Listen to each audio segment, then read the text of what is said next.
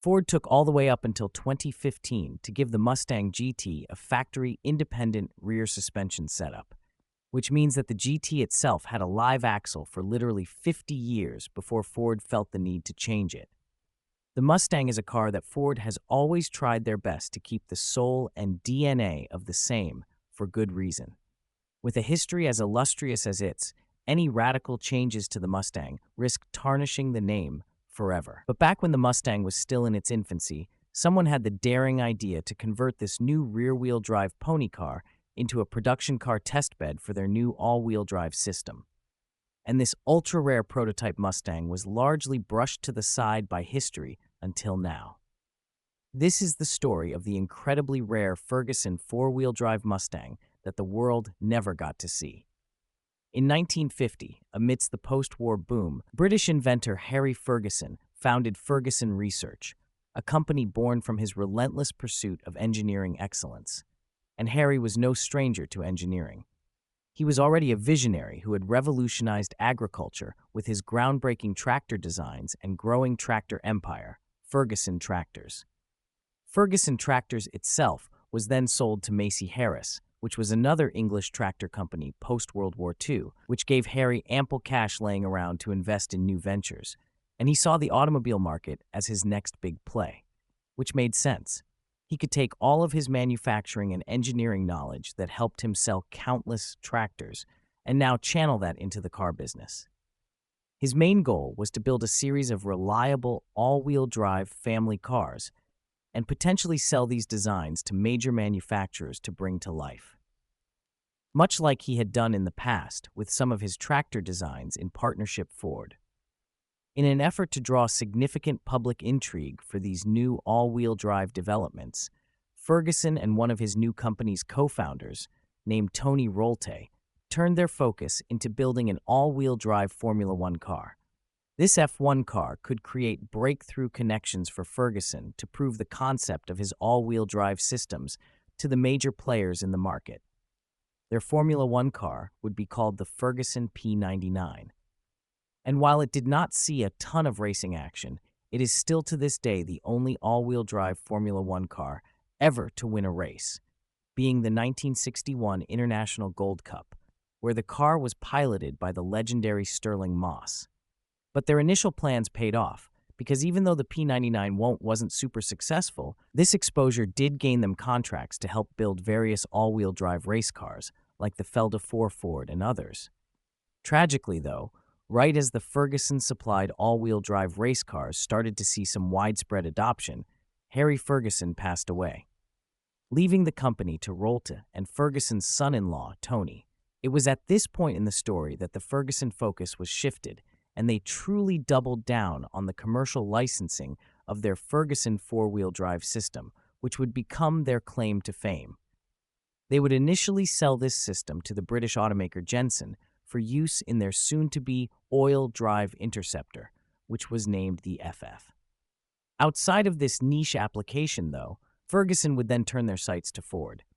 And speaking of Ford, if you were a Ford guy, then you should definitely check out Ridge, because right now Ridge is doing a massive sweepstakes where the winner can get a Hennessy Velociraptor, a gold-plated Cybertruck, or $100,000 in cash now through September 13th. And the best part? You can even enter for free, or if you want to purchase one of their awesome wallets, pens, luggage, or other accessories that will also get you entered to win with every $1 spent, giving you one entry to win. I know for me, that Hennessy Velociraptor sounds like a pretty amazing daily driver.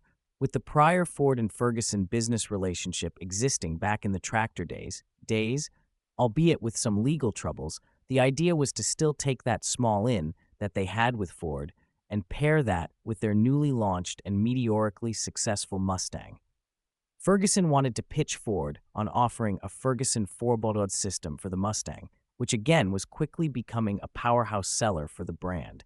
There was just one problem. Ford wouldn't technically sponsor this project or put their stamp of approval on it.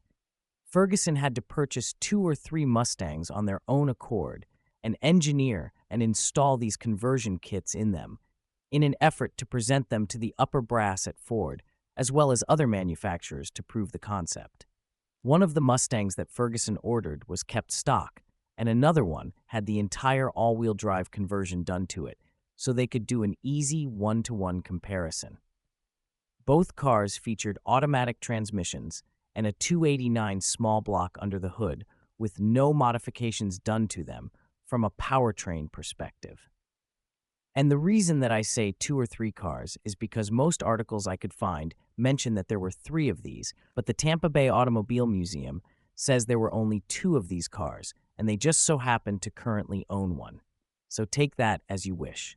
Now, the Ferguson system itself included a planetary center differential with one drive shaft feeding power to the stock differential in the back, while another drive shaft sent power to a smaller differential in the front, with a torque split of 37% to the front and 63-ish% to the rear. This was a full-time system with clutches allowing the car to smoothly turn and to have power sent to all 4 wheels at all times.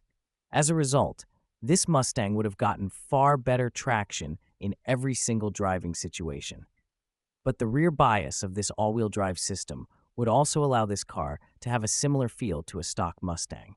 And the Ferguson Mustang did have one more special feature up its sleeve, and that was a set of anti-lock brakes. Yes, long before anti-lock brakes were made standard in 2011, this Ferguson test Mustang had them equipped and fully functional back in the 60s. With the combination of this Ferguson research drive system plus the anti-lock brakes, this new Mustang proved to be safer in all sorts of inclement weather, particularly on wet pavement where the lightweight, tail-happy Mustang could easily kick its tail out. And it was also faster to accelerate from a dig because it could put power down to all 4 wheels. And the anti-lock brakes meant that it could stop shorter as well. Ferguson campaigned their all-wheel drive Mustang to Ford, as well as the other American automakers, in an attempt to break into the American market.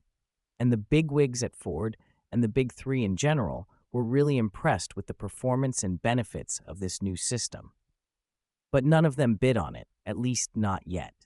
See, Ford was selling so many Mustangs at this point that they didn't feel the need to complicate their offering with an all-wheel drive system and the logistical impacts of that.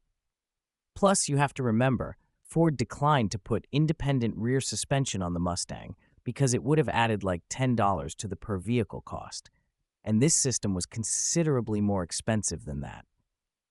The other American automakers also passed on the Ferguson system to start as well. But eventually, American Motors would work with Ferguson to develop an all-wheel drive system testbed that partially led to the AMC Eagle. So I guess technically the effort put into this Ferguson Mustang did amount to something. Thankfully, though, this car is still around today, and as mentioned before, is owned and cared for by the Tampa Bay Automobile Museum at the time of this video being recorded. And let me know in the comments down below if you had ever heard of this vehicle before this video. And if you know of any other super rare Mustangs that you want me to make a video on, leave them down in the comments. But thank you all again for watching another episode of our documentary series. If you enjoyed this video, we would greatly appreciate it if you could drop a like and also share this video with other enthusiasts. Also, please make sure that you are subscribed YouTube channel and smash that notification bell for more documentary-style videos just like this on the world's most interesting cars. Until next time, enthusiasts.